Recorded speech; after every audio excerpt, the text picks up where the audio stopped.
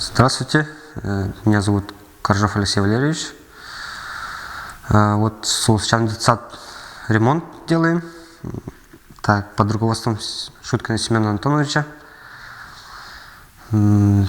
Так, фронт работ, теплые полы вот устанавливаем и добавляем 3 или 4 батареи и замена уличных дверей. 2 двери заменяем. Срок окончания работы 24 числа, 24 августа. В бригаде 4 человека.